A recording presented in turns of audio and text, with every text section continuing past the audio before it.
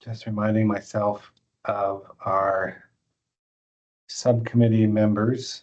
We include myself and Mark and Emily Gothard and Will, and then both Representative Anderson and Senator Thatcher are invited too, but with Todd also. Great. Well, morning everybody, or good afternoon now officially. Welcome to election eve. I'm sure that means all kinds of fun feelings for everybody today. I see we do have that quorum. So does anybody want me to wait before we jump into our meeting? I don't think our meeting will go terribly long today, but and here we got some of the folks too. Okay, so we'll go ahead and get started. I'll share my screen with just the usual slides. Can everyone see my PowerPoint? Okay. Now I've got to arrange my other parts of that so I can see the slides. Okay.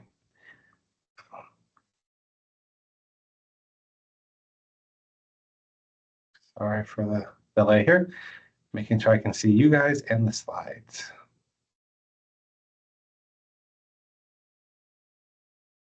Okay, so welcome to our bylaws subcommittee meeting of the Public Records Advisory Council. First order of business is I'd like a motion to approve the agenda, and the agenda is laid out there. It's basically approve the agenda, discuss the sections of the bylaws, take public comment, and then talk about next meetings. Does any member of the committee want to add or change anything to the agenda? So moved. It's been moved by Mark and it's been seconded by Andrew to approve the motion as approve the agenda as presented. Any further discussion? Seeing none, all in favor say aye or raise your hand. Aye. Any objections, say no. Very good. The agenda is approved. Thank you. Moving on to a reminder where we are in this process. We're drafting bylaws for the Public Records Advisory Council. We had a first meeting to start the research part of it in September. And now we're meeting today in November to start writing it and start talking about, we started the conversation about what sections we want and then to start writing it. So, and then hopefully by sometime in the winter or by April, we'll be ready to refer a draft set of bylaws to the full council to consider and to adopt. So really quickly, right to our discussion. We kind of threw out a bunch of ideas last time. What you see on your screen there are some of the big subject areas, topic areas that we wanted to include last time. And I went ahead and put together a draft set of bylaws that were posted online. Did everybody get I had a chance to see that draft bylaws? And they look great. Thank you so much for putting those together. Thank you, Will. Appreciate that. I see Mark said he didn't get a chance to look at it, and that's totally fine. I did it, and then I was worried I may have jumped the gun a little bit because we said the writing part was after this meeting, but I started putting together my thoughts, and I was like, well, I'll just dump it into a document. So what I put together was totally just the pieces I heard and the pieces I put together. So I'm going to switch to that Word document, and we don't have to go into too much detail on this today, but I present it to you now. I lost the faces. I want to see the faces. Everyone see my Word document then? We can see it. Okay. I'll maybe zoom in a little bit. So maybe before I dominate this conversation too much, did anybody have anything they wanted to say or any topics, bylaw subsections that we haven't mentioned? Does anybody want to say anything before we get too deep in this conversation? Yes, Andrew. Thanks, Scott. So just a reminder, so I'm here today on behalf of Representative Anderson, who's a non-voting member. So maybe my second wasn't in order. Sorry, I shouldn't have done that technically. But my question has to do with, Scott, if you could scroll down just to flag a pretty big issue from our office just quickly. Is there a mission section? There is, and that's actually one of my questions too. Right here, in reviewing other bylaws and reviewing some do and some don't, and the template that I started off with didn't have a section that specifically said mission. It has this purpose section, but that's one of my questions. As proposed right here, it doesn't, but it could have a mission section. So So just to flag it in context, so I appreciate that. I put it on everybody's radar because when I reread the statute again for the PRAC, and I may have missed it, a mission statement didn't jump out at me. There was a statement about they can weigh in on legislation, but short of that, it seemed like unaddressed. So I just think it's something that these bylaws, in one way or the other, should be cognizant of. Doesn't mean we go out on a limb and define, go too far, but at the same time, the statute didn't give a whole lot of guidance. So that would be my thought. I have the same conclusion. If I might chime in myself here, I tend to not think that a mission statement needs to be in our bylaws. You know, I don't even think we have attempted to pull together a mission statement for the PRAC. It might be something that we want to do at some future point. And I certainly don't have any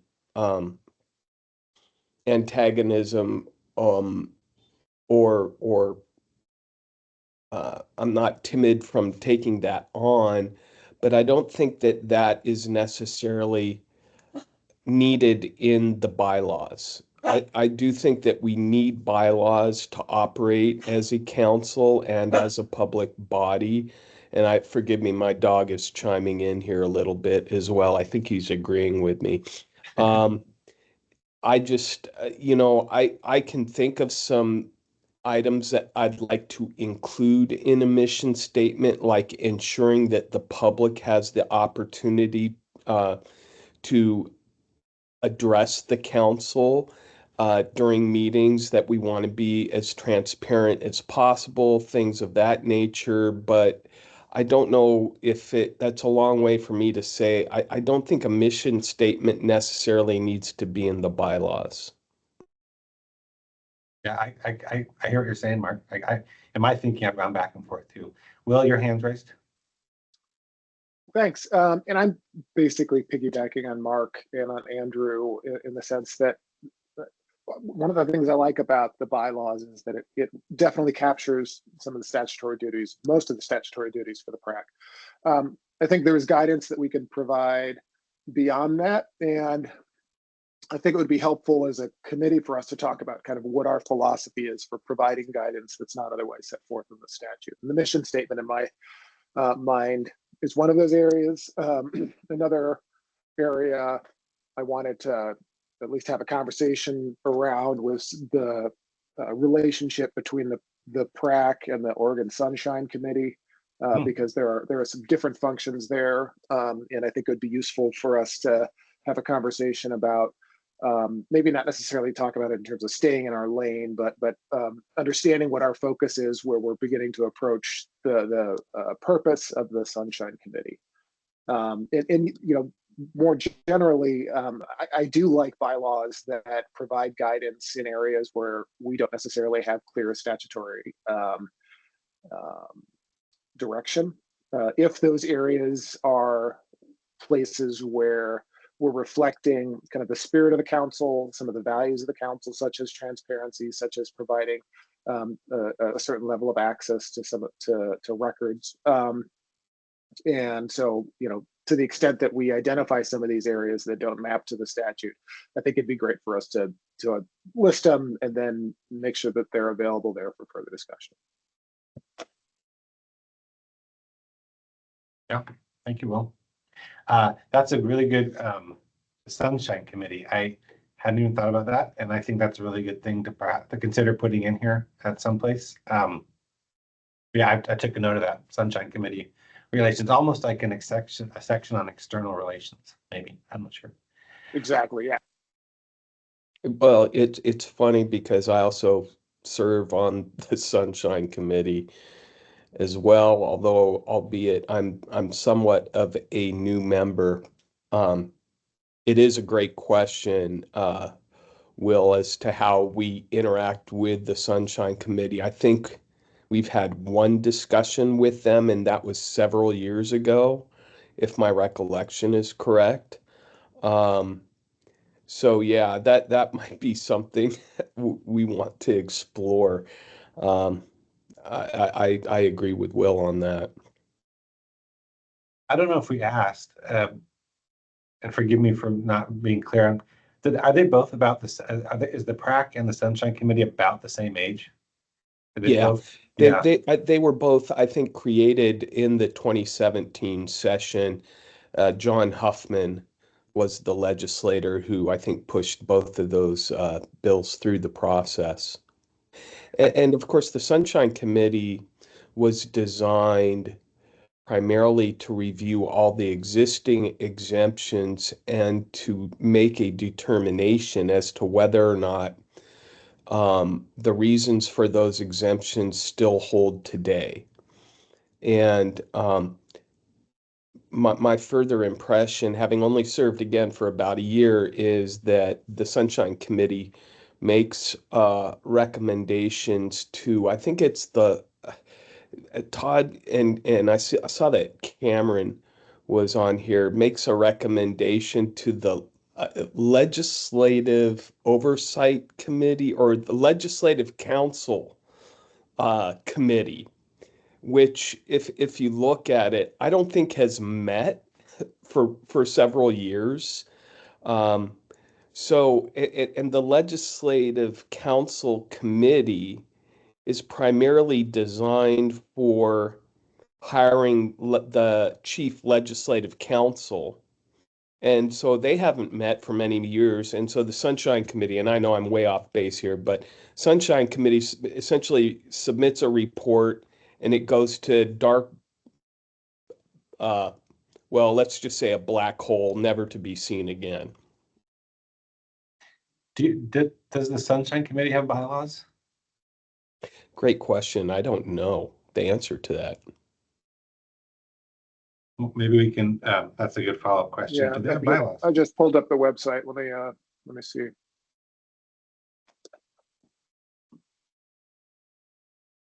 So I'm hearing so far in our conversation, mission statement, whether we want one or not, and then also looking at how our bylaws, the PRAC bylaws, addresses Sunshine Committee. And there's I guess the question becomes whether we need to, but I did see that Cameron turned his camera on, and I know Yeah. he's not a member, but I certainly welcome any input that he may want to share. Cameron? So I can answer a couple of your questions. The Public Records Subcommittee of the Legislative Council Committee has not met in probably 3 or 4 years. Its only purpose is to receive the reports from the PRAC. It doesn't normally meet. The Legislative Council Committee meets occasionally because if any any litigation involving legislature, they're involved in that.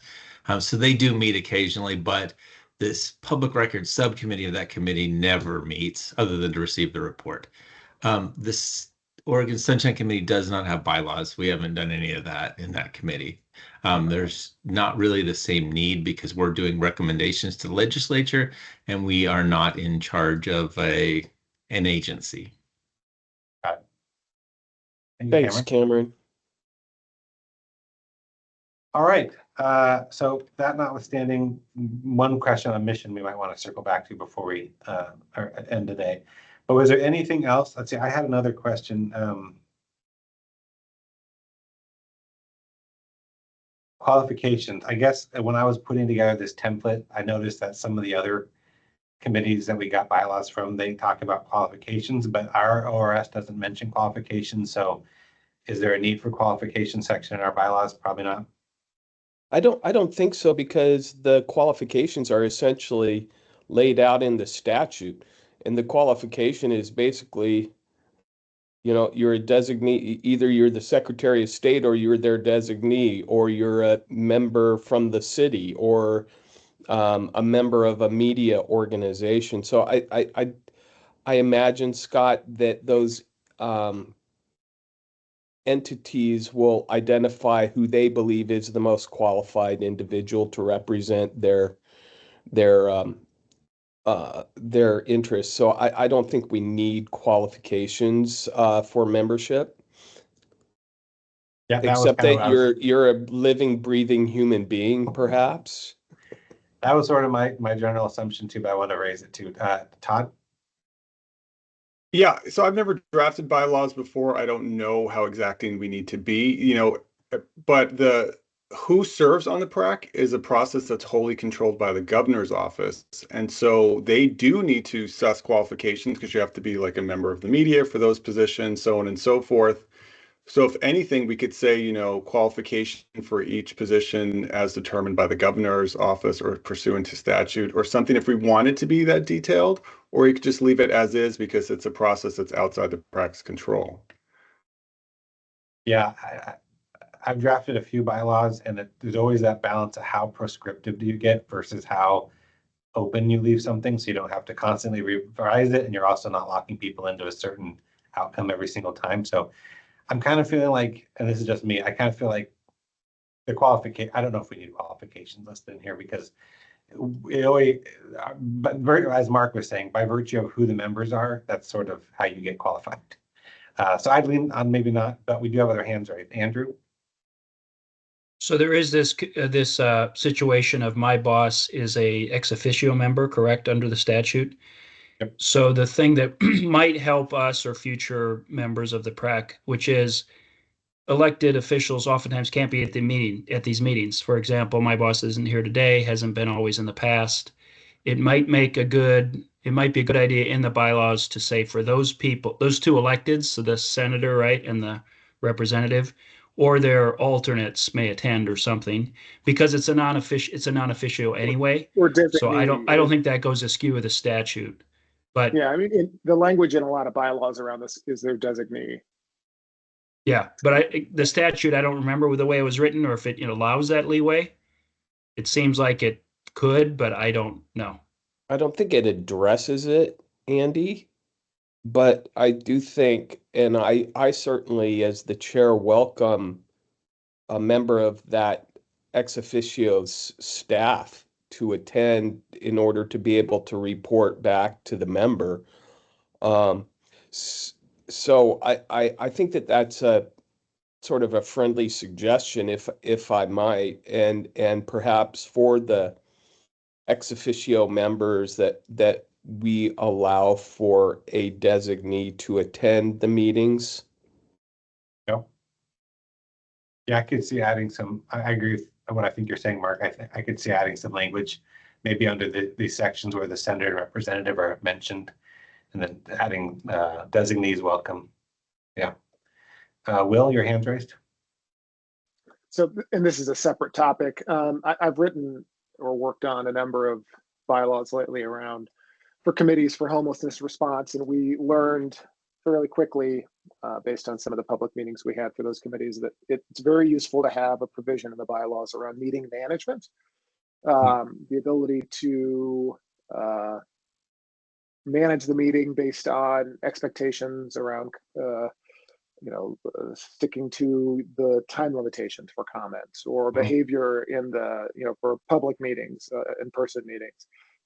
Most of these meetings, I suspect, are going to be done by Zoom, but I think there are areas where we should consider putting in guidance for the public on how meetings will be conducted from sort of a behavior and a conduct standpoint, and what particular officers who are conducting the meetings may do if someone is not following those conduct requirements.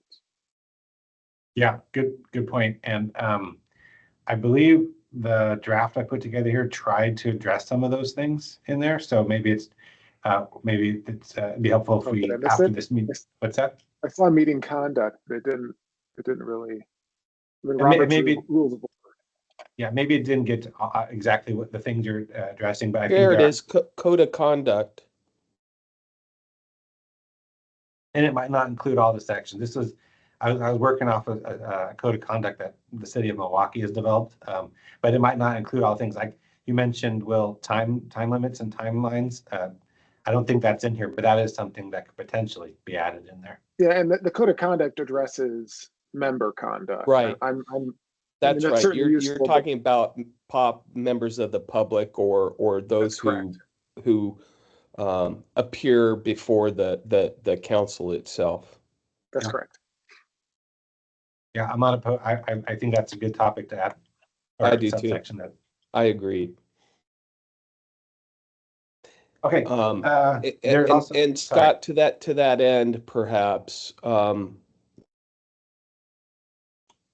enforcer of that ought to be the chair or the vice chair, depending on who is chairing that meeting. Yeah.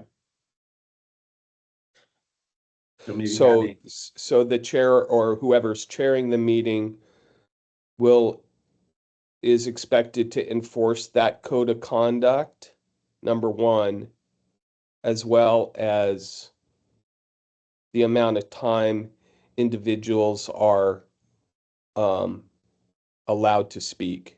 If it just gives the chair the ability to talk to close somebody's public testimony if it's not germane or what have you. Mhm. I like that. Will, was that sort of what you were talking about? Absolutely. Yeah. Again, it's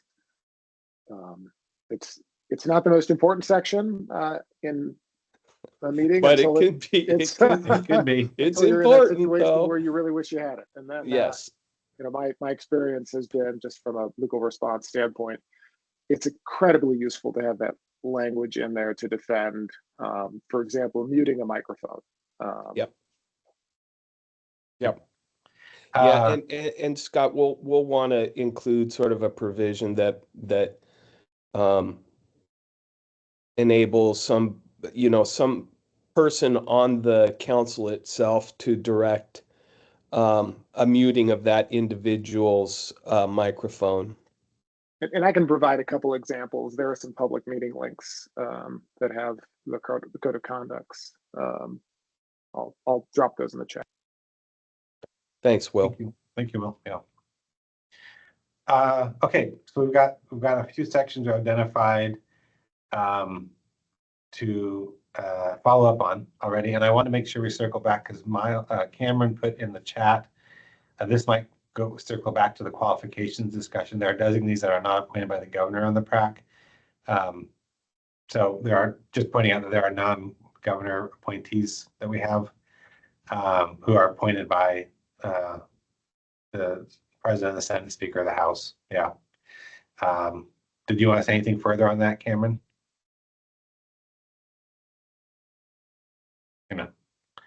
Okay, this has been great. Let's roll through. I think I had a couple other things I had flagged, talked about qualifications. Remove some bylaws, and this might not apply based on our RS, but some bylaws have a removal process, lack of attendance, behavior that's not, I don't know, there's different ways to go around it. Our ORS didn't talk about that, and so I just wanted to raise the question. Don't touch it. Don't touch it. Don't touch it. I mean, I think we could censor someone. We can't take a jurisdictional action, but we can, for example, identify an issue and try and escalate it to the governor's office or another appropriate place. At least that's, again, based on the work that I've done with these homelessness response committees. That's kind of been the approach that's used. But Will, that would only apply to individuals who actually get nominated by the governor and ultimately approved by, confirmed by the Senate. That's correct. These are going to be members. These are going to be individuals who are existing in some type of statutory capacity. Yeah. That's a tough one. But if I could just ask, Will, can you elaborate a little more on that process? Well, we take attendance at these meetings. We take attendance. It's noted when people show up or don't. Sometimes, in fact, I don't think I've ever seen this written down, but I know that it's been the policy where if someone just doesn't show up, say 5 meetings in a row, in these meetings, we're oftentimes working off of the committee was created under an IGA, and that IGA will say, well, these are the representatives of these parties. We'll then follow up with the party that was responsible for appointing that individual and say, this guy just hasn't shown up. And under the contract, the party that's appointed that individual has the ability to terminate their membership and then appoint somebody else, and that's typically what happens. So, you know, we can write this in if that's the desire of the council in a number of different ways, of course, or not write it in. But I think the communication process is helpful, and it also serves kind of a record keeping function. I'm going to mute myself. Thank you. Todd? Thanks, Will. I mean, we could potentially then do something similar and just put and then make a report to the appointing authority about said number of absences. Like if we set it like an automatic limit, 6 in a row, 5 in a row, it could be a like sort of a blind, not a blind process, non-judgmental process. Like it's just based on absences in a row and an automatic report to the appointing authority about it. That said, just as kind of the county's lawyer, when we respond to some of these things, there have been instances such as on the Travel Portland, where there was a particular city commissioner who had cancer and wasn't able to participate. And you know, in those scenarios, we do want to be very careful about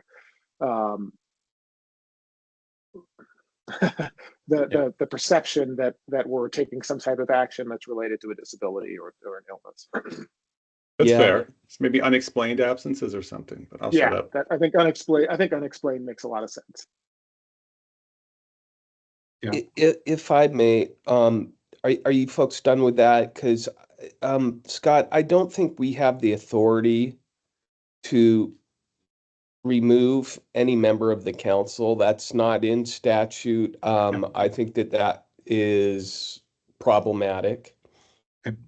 So I don't feel as though we have the authority to actually remove a member under D. Perhaps what as the alternative, you know, if after 3 unexcused absences, and I think we understand what unexcused would be, generally speaking.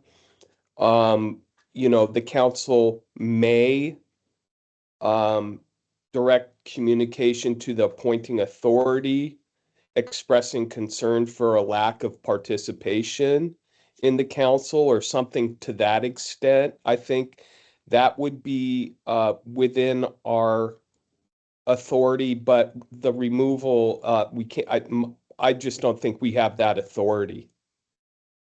Yeah, I think we seem to be in agreement about that. The ORS doesn't say to it, and I'm getting an impression that the subcommittee here is interested in language that talks about maybe some reporting if someone goes unexplained absent for a few meetings in a row, and maybe we can put some general language about just a simple reporting to the appointing authority. Something like that. I think that's fair. Here's the problem, though, of course, you know, and I'm not picking on anybody in particular, but in Tony's instance where he's representing the public, I don't know who we would inform, right? But is that a governor appointee though? Is that? Yes. Yeah. So we might. The governor. So again, the appointing authority there is the governor. So it makes sense. I like that approach more than trying to do beyond informing the appointing authority. I don't think we can do anything beyond that. That definitely seems to be the conclusion we're drawing. So okay, anything else on that one? And I see Will and Cameron have posted a few things in the chat. Thank you both of you for that. What else would minutes? I just wanted to confirm what I think our operating has been. We consider the video to be our minutes. Is this right? Yeah, we can choose otherwise, but generally are we talking for the whole PRAC? Yeah. Well, that's interesting, and we may have to, actually, I should add this to the agenda for the annual meeting. Up until now, it had been minutes, and then we also post the video, and since Teams has gotten so good at it, the transcript. Unfortunately, our secretary has been largely MIA with our minutes, so we've been posting the video and transcript in lieu of minutes as which is essentially our official record at this point. So we're either going to have to appoint a new secretary that might be a little more ready with the minutes, or perhaps instead move to the video and transcript as our official record rather than minutes. Todd, will you please place that on our agenda? I'll do it right now. Yeah, I think that that's worthy of a conversation in light of our current situation. And that also raises to the point, I don't think I was aware we had a secretary. So that's something that should probably be called out in the bylaws. So good note there. Oh yeah, Good catch. sorry. Yeah, actually, sorry. Let's try to wrap this all together. Yeah, because a few years ago we chose that we're gonna. Well, it's in statute now, but we chose we will elect leadership. Statute says chair and vice chair, but within our meetings, yes, we did also say secretary. So I think that is a good thing to put in the bylaws. And then for subcommittees, we've always gone with the video as the official record, not minutes. So we should say that we should make those designations per subcommittee as well, I think. Well, maybe we need to have a discussion, Todd, amongst the PRAC as to whether or not we actually want a secretary before we put it into the bylaws. Fair. Because if we choose to just go with the electronic route, I don't think we need a secretary at that point. Is that a fair assumption? Yeah, you're right, Mark. Yeah, and that's how we're doing. We've worked. We've covered minutes in many of these homelessness response council meetings. We do, it's very simple. You set record with Gemini and some of the other AI assistants that are now pairing with meetings. They'll create a transcript that we've discovered has been pretty accurate. Sometimes hard to follow, but it's all been adequate for record keeping as far as we're concerned. So our office representative, just for what it's worth, to the degree from a long-term, where's this going, public world, I think electronic records are better. The whole staff, you end up staffing, taking minutes becomes a pretty significant function. And if we can use technology to take it away as a policy piece, I think we should lean into that. But I think there's one complication for Mark, and that is I think the statute said that Mark Landauer was the secretary, had to take minutes by law. Right, Mark? Yeah. Sorry, I thought I read that. If that's the case, Andy, we are not going to have a very good record of our meetings. I can assure you of that, because that is not my strong suit. Well, he can always click, take meeting notes or a transcript on when the meeting starts and consider his task performed. Yeah, unfortunately, Will, I'm not that technologically savvy to even figure out where that button is. So. All right. As a professional minute taker myself, I will say that there was an era not long ago where I was much more uncomfortable with the video being the official record. There's still a school of thought that a written record that not only accessible in terms of being something that can be read, because a video can be a little cumbersome to scroll through. And I know video technology is coming a long way, and AI is a whole game changer. But a written record that not only is perhaps more accessible in one format, but is also something that the council would actually have an opportunity at its next meeting to review and agree on the record that is what happened, versus just letting a video stand doesn't necessarily require that. So I will say, and I see your hand raised, Mark, but I would just say a few years ago, I would be much more insistent that we stick with written minutes, but I totally appreciate that the world is changing and AI is playing a much bigger role, and we get transcripts. Mark.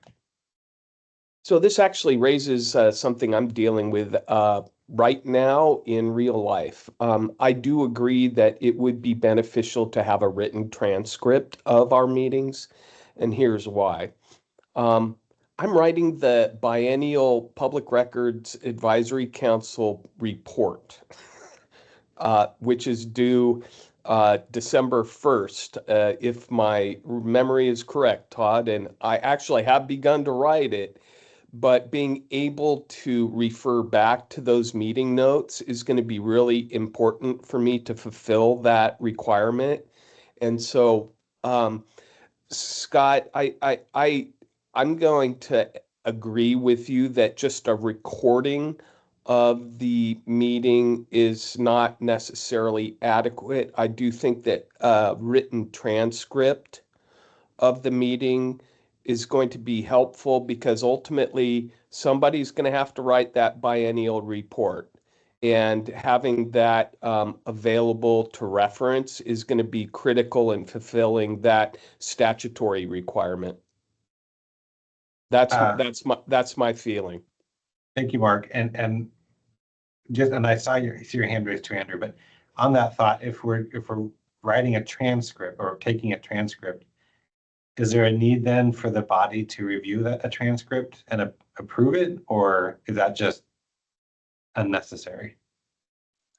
I think it's always important for there to be, at the beginning of the next meeting, a review of minutes from the previous one. And that would apply either for minutes that are taken by a human being versus minutes that are taken by some type of a service. Yeah, that's generally what I agree with too. Andrew, your hand was raised next. Well, it just seems like we have the best of both worlds. So we have the recording for posterity that people can watch. We also use this official transcript capacity, which AI can do. Then we officially approve those just like we would approve minutes. So it's very similar. When we approve it, we're saying that was accurate. So we do have to read the transcript to make sure AI doesn't go weird on us. That being said, all of that together to me covers everything. Got it. Thank you, Andrew. Todd? Yeah, right now when I post the transcripts from either our PRAC meetings or subcommittee meetings, I always make sure to put in the title that it's unedited. So folks understand we put up what was generated. We don't try to edit it, so we can decide if, do we want to. So maybe we could have a secretary position just if we feel like it's necessary to clean up the transcript. But right now people know it's not edited. Well, and this is the conversation that I want the PRAC to have at our next meeting. It shouldn't be a long one, but I want to be sure everybody's comfortable with the path moving forward before we shoehorn it into the bylaws. Okay, I think the minutes can reflect that we have discussed the minutes. Anything further on this one for the record? No? Okay. Let me see, did I flag anything else in here? I don't know that I did. Okay, so I think we've gotten through all the talking points. I think we've got some answers and direction. I've taken a lot of notes. I think the one thing we might want to circle back on before we finish is the mission section. Besides mission statement, is there anything else in this or in bylaws in general that anybody wanted to talk about at this juncture? Seeing no hands raised, let's circle back to the mission statement. I know we talked about it, whether we need one or not, and whether there was some thought, I think, that whether we have one in general should be maybe a full council discussion and maybe even a project in the future that would then perhaps be added to a bylaw. So at this stage, does this bylaw subcommittee feel like we need to spend time writing a mission statement? I'm seeing one head no. I don't think so. No. We're for the straw man bylaws template, it just has a purpose section which totally points to ORS and lists things. We'll run with that for right now. And again, if we want to go further, I've seen values, like the description of values added that are less actionable. Okay. All right. Well, then I think here's where I think we are, and I will maybe stop sharing this so I can see everybody a little bit on a bigger screen. I think we've got a template. We've talked about some sections. I've taken notes. What I think the next thing that I was going to have us discuss was writing assignments, how folks take on different sections. I feel like I took good enough notes that I can redline what that document, and then have Todd distribute it to the full bylaw, the whole subcommittee again. We're waiting for some feedback from the full council at our next discussion on a secretary on that part of it. Maybe I'll do some redline and I'll share it with the bylaws committee, and then at our next meeting we can continue to chew on the sections with some of the writing. I guess I'm volunteering to do all that redlining. Did anybody want to join me in that redlining work, or is everyone comfortable with me making those red lines and sharing the document with everybody again? Hey, Scott, yeah, I'm fine with that. I'm quickly scanning through this because I didn't get an opportunity to do previously. Can I have you scroll down to officers and assigned duties on page 4 of 5 under sub 4 code of conduct? Officers and duties. Did I pass it? Code of conduct? Bottom of page 4. Yep. Council member, I'm looking at sub 2 there under 4. Yep. Council members will work on a consensus basis subject to the chair's directive. I don't know if we need that sentence. Yep. That has certainly been my my philosophy in trying to run the council, but I don't know if that's been my goal. Okay, I don't know if we need that that first sentence in sub 2 there. I think that the rest of that makes sense to me, right? Sure. I'm pretty confident that I got this first sentence from our last conversation. So happy to redline it out or happy to talk about it. Todd? Yeah, not to disagree with you, Mark, but I will say that I think the PRAC as a whole, and I'm sure you'd agree with this part, has prided itself on trying to always work toward consensus. And I think that, you know, even outside of your leadership on this, we've always sort of tried to do that and has been a general aspect of our culture. And obviously there will be difficult conversations. There will be times we don't agree. Maybe something more like council members will like strive to work on a consensus basis subject to the chair's directive or something like that. Because, you know, I'm fine with that, Todd. Yeah. I think it should be a goal of the council to be working on a consensus basis. But I don't think you can, I don't think you can tell council members you will work on a consensus basis, right? I think that was the point I was trying to make. So I'm fine with that modification. I think it captures the intent properly. So thank you for that. Andrew? So I was just typing in the chat, perhaps just a step back from strive, seek to work. Strive does suggest that some people, the statute doesn't go way in one the other. So I think maybe a softer hint is a little more deft. Yep. Cool.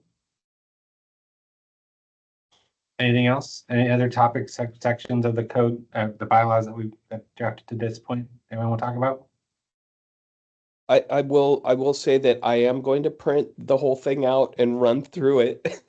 And Scott, I'll share any further thoughts if I have any. Sure. I really appreciate you putting pen to paper on this though, and I'm really excited about this. Good. I realized the one question I did have though for everybody, we did approve bylaws on how to hire the PRA. Yes. And of course, those aren't included in this, but I would presume that when we present this package to the council, that we would want to include the hiring bylaws that we have already approved, but just so that everybody knows that is a part of this package as well, if that makes sense. That's a really good point, Mark. And I think it's sort of like something that was right in front of my face, and I didn't even think to include it in this. I know that the bylaws that we drafted have references to hiring the PRA. Does it make sense at all to put any of that, the process that we put together, should we put that in the bylaws or just refer to it as a separate thing? I think maybe as a separate chapter, if you will. Yeah. I have no strong opinions one way or the other, frankly, but it just seems to me that this is sort of a package, and all ought to be under the same sort of cover, if you will. I can do that. I probably should have done that originally. So good call. It is 12:46, and I want to respect folks that we gave it an hour for today. So thank you for the vote of support, Andrew. What's an orange whip? I'm thinking a drink. Oh, Blues gotcha. Brothers. It's Yeah. a Blues All right. Brothers John Candy Okay, reference. I got it now. Don't have to go any further. I got it. So this has been great. Really good conversation. I appreciate everyone's dialogue on it. I think I was summarizing earlier. I'll go ahead and do some red lines, share it with everybody through Todd, and then when we do our next meeting, I guess I'll go through this. But so we're at the compiling and writing section, and I'll do some more red lines, share it out, and then our next meeting, we'll continue to review the sections and then talk about it. We'll give ourselves at least one, maybe two more of these type of dialogue sessions to edit it. Does that sound like okay? Does anybody really want to join me in editing and writing, doing some of the red lines? I'd be happy to have it, but I can also, I think, put these red lines together pretty quickly too. So any objection to that plan? No, and again, Scott, I'll strive to review that quickly today and share any further comments. Very good. And I do see a hand raised, and I believe it's from Joe Barker, who's a member of the public. So Joe, if there's no further discussion from the subcommittee, I do think we're ready to take public comment. And so go ahead, Joe. Thank you, Scott.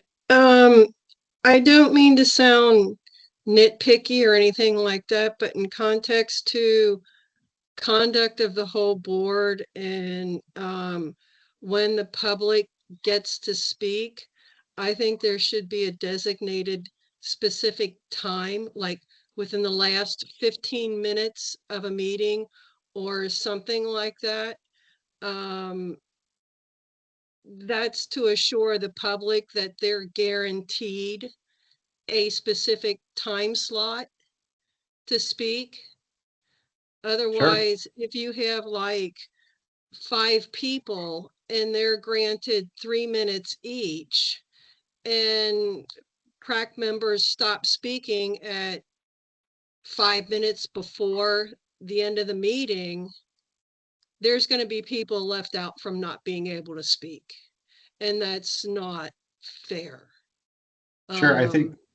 After all, we're kind of patient listening to you guys banter around concepts and philosophies and things like that. So, you know, I would appreciate a specific designated time for when public is to speak.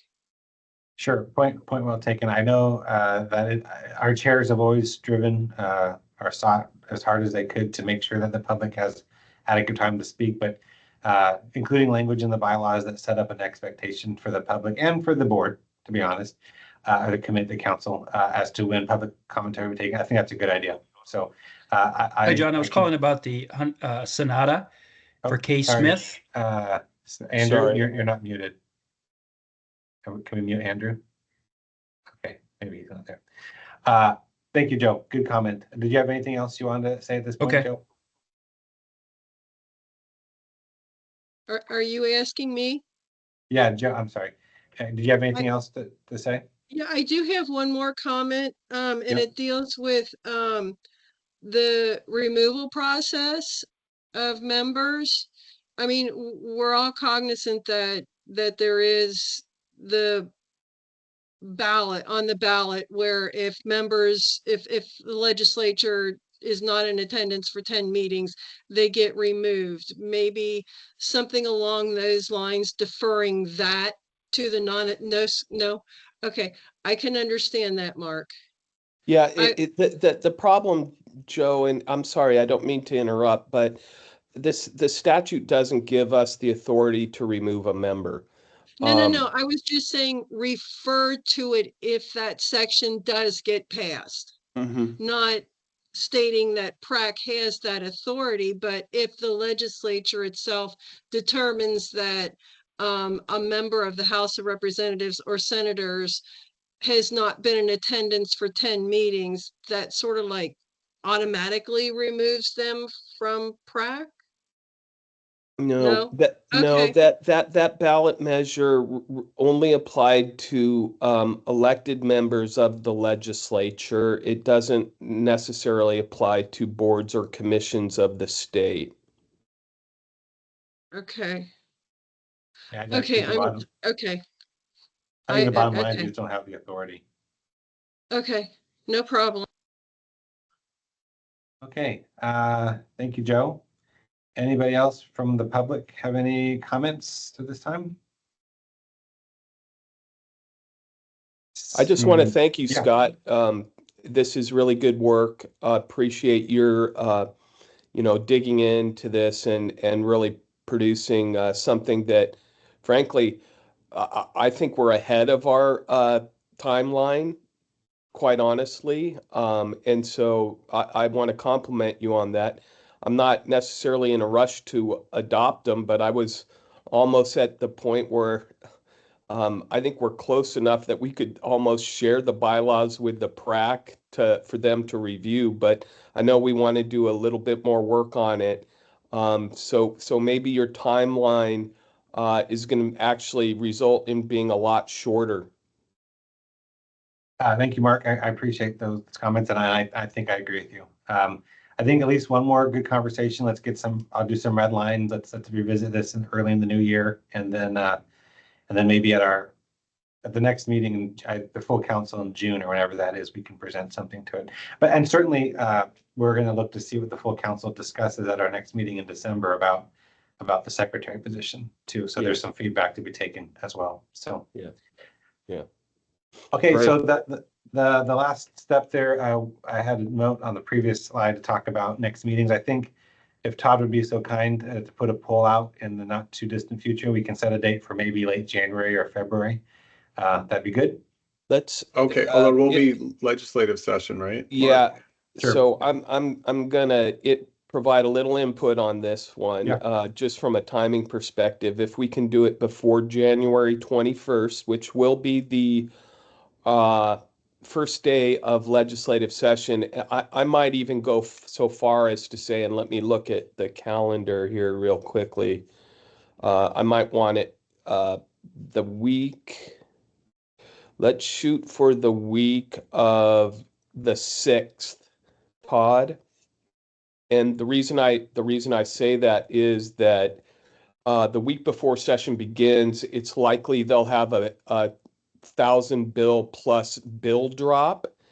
And needless to say, I'm going to be reading thousands of bills that week. So let's shoot for the week of January 6th, if that's okay.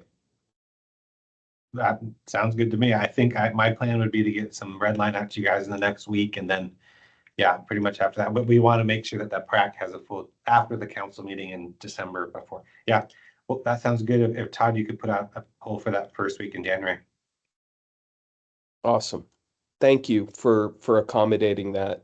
Well, I know we know for certain you're not the only one on this call that's going to be impacted by our legislature convening. So, great. Well, I think that's it for the meeting. I did set up a motion to adjourn. So if somebody wants to motion to adjourn, we can wrap it up. So moved. So moved. Been Second. moved and I'll seconded. second Todd. Seconded. Any further discussion on them? It's been moved to adjourn. Any further discussion? Seeing none, all in favor say aye. Aye. Or raise your Aye. hand.